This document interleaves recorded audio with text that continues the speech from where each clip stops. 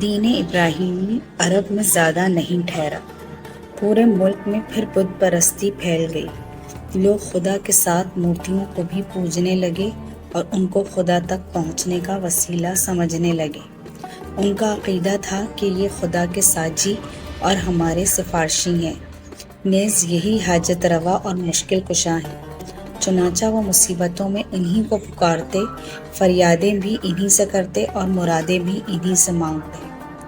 حضرت ابراہیم علیہ السلام تو خالص توحید کے داعی تھے اور شرک و بت پرستی سے بیزار، لیکن یہ لوگ ان کو بالکل بھول ہی گئے اور مورتیوں کے پجاری بن گئے۔ لیکن ایسا ایک دم نہیں ہو گیا، اس میں بھی ایک زمانہ لگا۔ نہ جانے کتنی صدیاں بیت گئیں اور نہ جانے کتنی نسلیں گزر گئیں، تب کہیں جا کر شرک کے پیر جمے۔ یہ شرک آیا کہاں سے؟ بت پرستی کو فروغ کیسے ہوا؟ بات یہ تھی کہ ابراہیم اور اسماعیل علیہ السلام سے عربوں کو بے انتہا عقیدت تھی، اور کعبہ چونکہ انہی دونوں کی تعمیر تھی، اس لیے ان کو کعبے سے بھی بڑی محبت تھی۔ پھر یہ محبت اسی تک محدود نہ رہی، اس کے ارد گرد جتنے پتھر تھے وہ ان کے نزدیک بہت محبوب اور متبرک بن گئے۔ اب اگر وہ مکہ سے باہر جاتے، چاہے روزگار کے لیے چاہے کاروبار کے لیے، تو وہاں کا ایک پتھر بھی ساتھ لے لیتے۔ ان کا خیال تھا کہ اس سے سفر میں برکت ہوگی اور مقصد میں کامیابی۔ پھر بات یہیں تک نہ رہی، جو لوگ ملک سے کچھ دور رہتے تھے وہ بھی کعبہ کے پاس سے پتھر اٹھا اٹھا کر لے گئے اور اپنے یہاں نصب کر لیے، اور اب وہ کعبہ کی طرح ان کا طواف کرتے اور حجر اسود کی طرح ان کو بوسہ دیتے۔ اسی طرح وہ عقیدہ جس کے خلاف ابراہیم علیہ السلام نے پہم جہاد کیا تھا، عرب میں پھر لوٹ آیا۔ پھر ایک بات اور تھی جس کی وجہ سے یہ عقیدہ اور تیزی سے پھیلا۔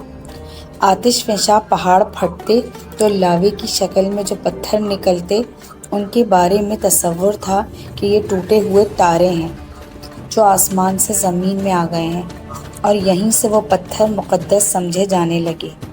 کیونکہ بعض قومیں تاروں کی عظمت کی قائل تھیں، اس لیے خلاق عالم کی قدرت کا جلوہ تھا، اس کی طاقت اور عظمت کا پرتو تھا، اس لیے جن پتھروں کے بارے میں انہیں گمان ہوتا کہ یہ ستاروں سے ٹوٹے ہوئے ہیں، ان کو وہ بہت متبرک سمجھتے اور ان کی بے انتہا تعظیم کرتے۔ پھر عظمت کا یہ تصور اور آگے بڑھا اور ان کی پوجا بھی ہونے لگی۔ نسلوں پر نسلیں گزرتی رہیں، یہاں تک کہ عقیدہ بالکل پختہ ہو گیا۔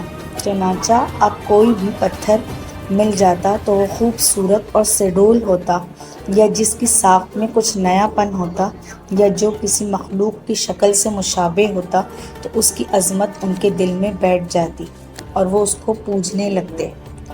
پھر وہ ایک قدم اور آگے بڑھے، یعنی اب وہ پتھروں کو خود تراشتے، خود اپنی پسند کے مجسمے بناتے اور جس بزرگ یا دیوتا سے چاہتے انہیں منسوب کر دیتے، نیز جو دل چاہتا ان کے نام رکھ لیتے، پھر ان کو ایک جگہ نصب کر کے انہیں پوجنا شروع کر دیتے۔ عقیدت و محبت میں ان پر نذرانے چڑھاتے اور ان کے نام پر منتیں مانتے۔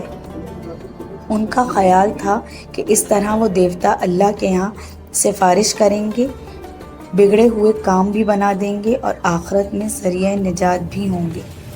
مکہ میں سب سے پہلے جو بت داخل ہوا اور پھر صحن کعبہ میں نصب ہوا وہ ہبیل تھا۔ اس کو لانے والا شخص عمرو بن لجہ تھا۔ یہ کہیں سفر کر رہا تھا کہ راستے میں ایک مقام سے گزر ہوا، دیکھا لوگ مورتیاں پوج رہے ہیں۔ اس کو یہ منظر بہت بھلا معلوم ہوا، چنانچہ ان سے اس نے کہا کہ ایک مورتی ہمیں بھی دے دو، ہم اپنے یہاں لے جائیں گے اور ہم بھی اس کی پوجا کریں گے۔ اس پر لوگ بخوشی تیار ہو گئے اور وہ مورتی لے کر مکہ آ گیا۔ پھر رفتہ رفتہ کعبے میں اور مورتیاں آئیں۔ ان میں دو مشہور مورتیاں اصاف اور نائلہ بھی تھیں۔ پھر یہی نہیں، بیشتر قبیلوں کی اپنی اپنی مورتیاں بھی تھیں جو ادھر ادھر مختلف علاقوں میں نصب تھیں۔ مثلاً عزا یہ قریش کی سب سے بڑی مورتی تھی۔ لات طائف میں قبیلہ تھا ثقیف، یہ اس کی مورتی تھی۔ منات مدینے میں دو مشہور قبیلے تھے، اوس اور خزرج، یہ ان کی مورتی تھی۔ ان کے علاوہ بھی اور بھی بہت سی مورتیاں تھیں۔ یہ وہی گھر تھا جسے ابراہیم اور اسماعیل علیہ السلام نے اپنے مقدس ہاتھوں سے بنایا تھا، بڑی آرزوؤں اور تمناؤں سے بنایا تھا، جس کے بنانے میں اپنا خون پسینہ ایک کیا تھا۔ کیوں؟ صرف اس لیے کہ یہ توحید کا مرکز بنے اور رب کا سب سے بڑا گھر بنے۔ لیکن قوم نے ساتھ نہ دیا اور یہی خانہ خدا بت خانہ بن گیا، یہی مرکزی توحید منبع شرک بن گیا۔ لوگوں نے ابراہیم علیہ السلام کا دیا ہوا سبق فراموش کر دیا، اور اب انہیں یاد بھی نہ رہا کہ کبھی اس گھر سے توحید کی صدا بلند ہوئی تھی، بلکہ اب ان کے لیے تصور کرنا بھی دشوار تھا کہ بت پرستی کے سوا بھی کوئی سچائی ہو سکتی ہے۔